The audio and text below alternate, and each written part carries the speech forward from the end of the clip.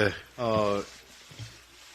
이재명 당대표와 함께하는 첫 번째, 올 금년 첫 번째 최고위원회 공개 회의인 것 같습니다.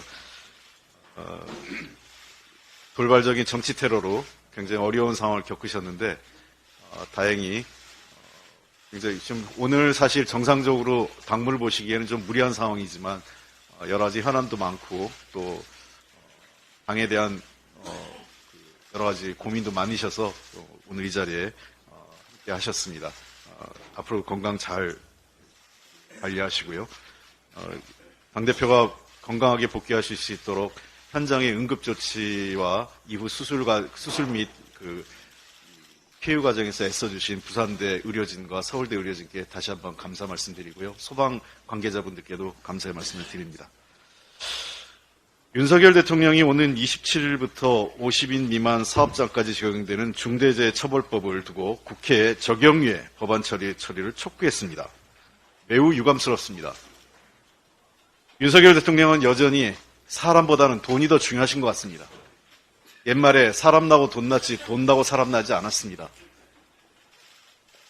정치는 본령이 국민의 생명과 안전을 지키는 것이 최우선입니다. 그 다음이 국민의 재산을 지키는 겁니다.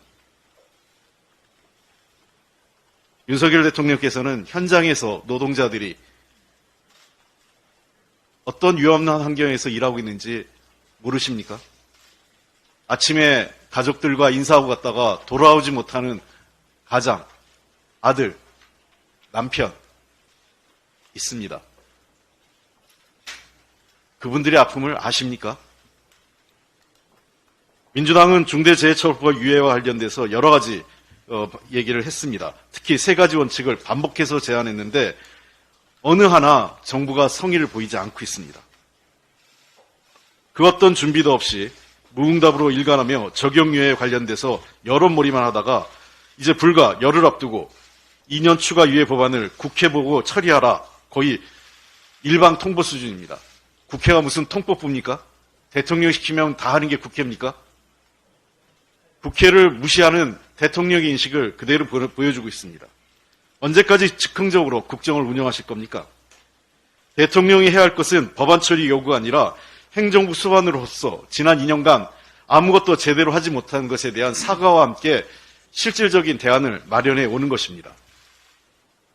작년 12월 발표된 고용노동부 2022년 산업재해 현황 분석에 따르면 전체 산재 사망자 2,223명 중 무려 61%인 1,372명이 50인 미만 사업장에서 발생하고 있습니다. 근데 그대로 유예해달라는 겁니까? 아무런 대안도 없이? 제가 여러 차례 말씀드렸습니다. 무엇보다 중요한 것은 중대재해처벌법 이행과 산업현장 안전관리감독을 책임질 산업안전보건청을 설치해달라고 얘기했습니다. 산업안전보건청 설치 없이 정부가 마치 할 일을 다 한 것처럼 국민을 속이는 것은 중대재해처벌법이 제정되기 전까지 희생된 노동자들을 전혀 존중하지 않는 것입니다.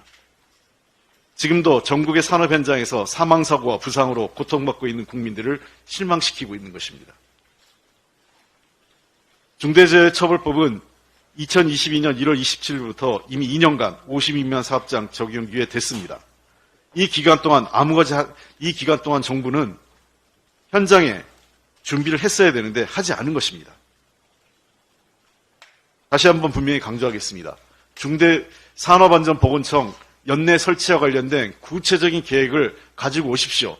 거기서부터 이 법을 유예할지 말지를 판단하겠습니다. 경제단체들에게도 말씀드리겠습니다. 야당에게 법안 통과를 부탁하지 마시고 정부에게 산업안전보건청 설치를 촉구해 주십시오. 그게 우선입니다. 한동훈 위원장에게도 말씀드리겠습니다.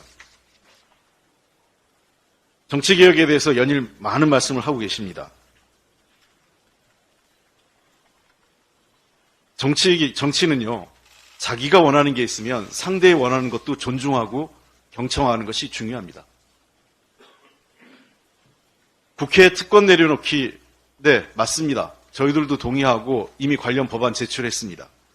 그러려면 국민들이 많은 우려를 갖고 있는 제왕적 대통령제를 개선하는 것도 함께 수용하십시오. 5.18 전문 국회 전문에, 헌법 전문에 넣겠다고 하셨으니 그것도 같이 합시다. 아울러 기후변화, 저출생, 고령화에 따른 인구위기 등도 함께 대책도 해서 필요하면 헌법에 반영할 수 있도록 함께 논의합시다. 여전히 자신의 상관이었던 윤석열 대통령의 허락 없이 아무것도 못합니까? 카톡 지시를 받으셔야 됩니까? 그렇게 정치 비루하게 하지 마십시오. 구질구질한 것은요, 민주당이 뭐 구질구질하다고 하는데, 지하철, 돈도 많은 분이 지하철 공채 몇십만 원 아끼려고 지방으로 주소지 이관하면서 주민등록법 위반하는 게 그런 게 구질구질한 겁니다. 한동훈 위원장님, 좀 잘하십시오. 이상입니다.